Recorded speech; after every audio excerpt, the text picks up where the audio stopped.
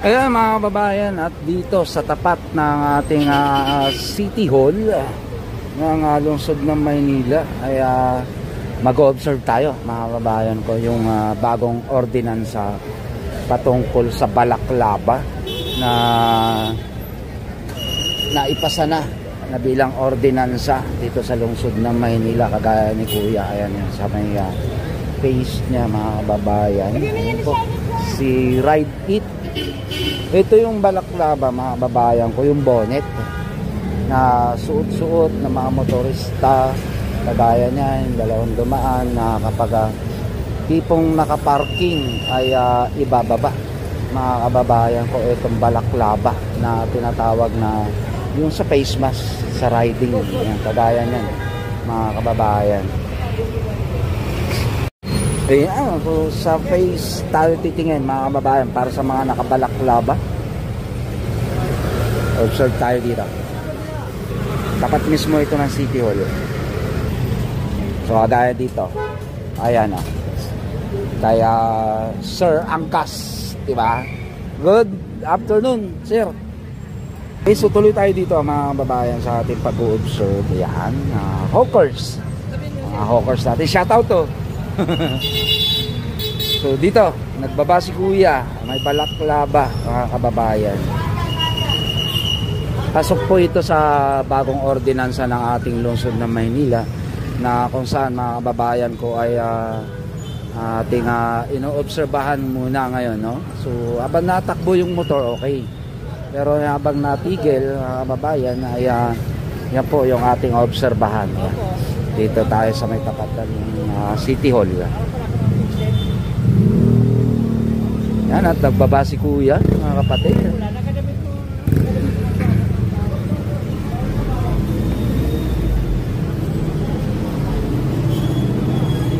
Yan, kagaya ni Kuya. Ayan, mga walang balaklava. Ayan, so pasok siya, mga kapatid. So ito, mga kababayan ko, nakapulang motor at Grab. Yan, rider, si Joyride.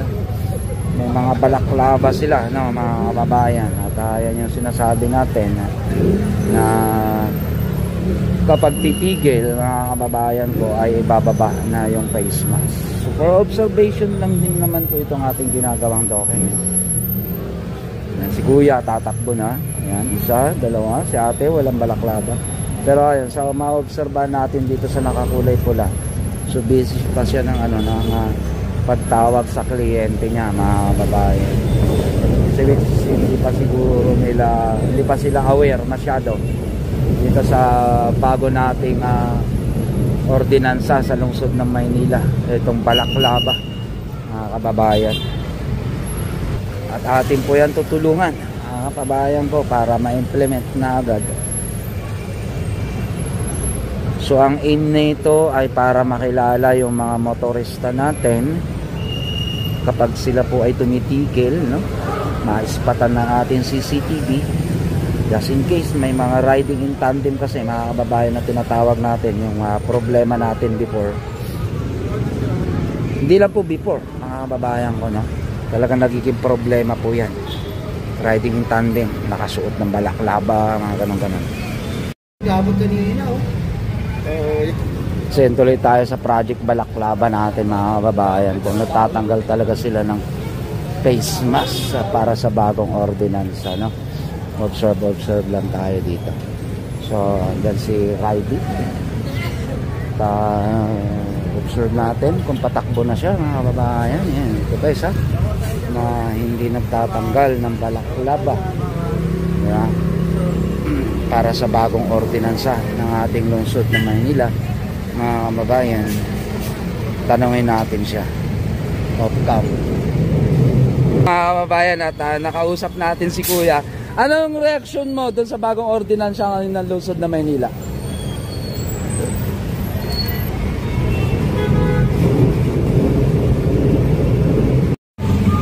Ordinance number 9134, or the Anti-Balaklava and Other Face Covering Ordinance in the City of Manila. Okay. Yan, ipaliliwanag natin. Pinirmahan ko na po yan, yung batas na yan.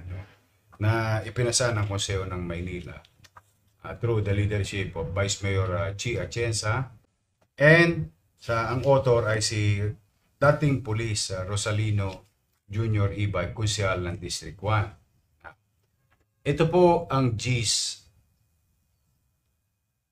and principle of the ordinance.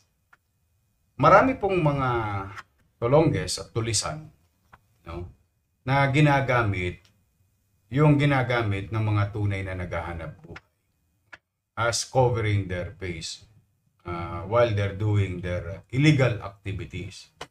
Hold up, snatching, riding in tandem, and so on and so on. Ginagamit nila itong balaklava. Ngayon po, sa Maynila, bawal na po yan. Saan po bawal, Yorme? Ginagamit po namin yung mga panda, crab, mga rider para po proteksyon namin sa usok o pollution. Tama po yun. Hindi po siya bawal gamitin habang kayo ay nagmamaneho. Ginagamit yun sa trabaho. Ngunit, kung kayo po ay halimbawa, bababa at maghihintay sa kalsada at tinanggal nyo ang helmet nyo pero yung balaklava hindi nyo tinatanggal, yun po ang bawal. Ngayon, kung papasok ko kayo sa mga restaurant o establishment, tas nakabalaklava ko kayo, hindi po pwede yun. Bawal po yun sa Ordinance number 9134. Ngayon, ayan po. Kung kayo naman, halimbawa, ay nasa malapit sa mga bangko, ATM, beri mo, withdraw ka lang sa ATM, tinatakpan mo pa yung mukha mo.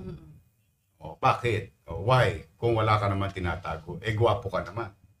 Maganda ka naman. Kung talagang hindi ka tulisan at wala ka namang masamang intensyon, bakit kailangan nakabalaklava ka? O naghihintay ka ng pasahero o sa labas ng commercial establishment, tapos nakabalaklava ka, bawal po yun. Yun po'y iniiwasan natin upang hindi gamitin ng mga tulisan at tolongges yung ganyang senaryo. Kasi po'y pinangangalagaan natin ang kapakanan at kaligtasan ng higit na nakararami at mapanagot natin sa lalong madaling panahon upang makilala ito mga posibleng suspect of a crime or a crime na kinumit, ay mapapanagot natin sila kaagad. Ito'y ginawa natin hindi para makapaggambala sa ating mga Grab, Panda, yung nagsasakay, and so on and so forth. Wala po, tuloy nyo po yun. Okay po yun. Pero pagka kayo bumababa na ng motor, magdi-deliver na kayo ng pagkain, magsasakay na kayo ng mga pasir, nakatambay o kayo, hindi po pwedeng koberan ng mukha. Bawal na po yun under the ordinance. Because ang Maynila po'y punong-puno ng CCTV. Yun po yung pamahalang lungsod. Pangalawa, pati yung pribado. Ang gusto po natin, magkaroon ng kapanatagan ang mga mamamayan sa lungsod ng Maynila na kung sakaling gagawin nyo rito yun as a per hour commitment, ay hahabulin namin kayo. At mas madali natin mahabol kung sila ay nakikita natin yung kanilang pagkakakilanlan. Kung wala naman kayong kinukubli, wala naman kayong gagawin masama, siguro hindi naman to harmful para sa mga nagsusuot noon. Ngayon, kung kayo po may sakit, kailangan nyo lamang po, halimbawa, meron kayong face mask, pagpasok nyo sa establishment, bubuksan nyo muna. Tapos, pwede nyo ulit kabit. Ganun lang yun. Sa may mga may sakit yung nagpe-face mask. Pero yung balaklava na halos parang ito na lang yung nakikita, papasok kayo sa establishment. Alam mo ba, Mocha, may mga tulisan. Kumakain yung mga nanay natin, tatay natin, mga anak natin. Papasok, tapos hold upin. Hindi na yung kaha, yung mga kumakain na. Pag nakikita na sa CCTV, may mga balaklava. Bawal na po yun sa Maynila. Mahigpit po yan ipatutupad. Sa mga kaya, di ba yung nangyari sa September 21 rally, yung mga kabataan? Basta ginawa nila, may ordinansa mananagot naman sila. So, malinaw na po ang bagong ordinansa na 9134. Kaya yung mga yung angkas, mga rider, wala silang dapat ipangamba. Basta naghahanap buhay sila, ginagamit nila sa parang cover sa pollution. Tuloy lang yun. Pagbaba lang nila, paghinto nila, pagparada nila, pagpapasok sila sa mga establishmento. O, lalo na particular yung commercial and minsan bahay. Okay.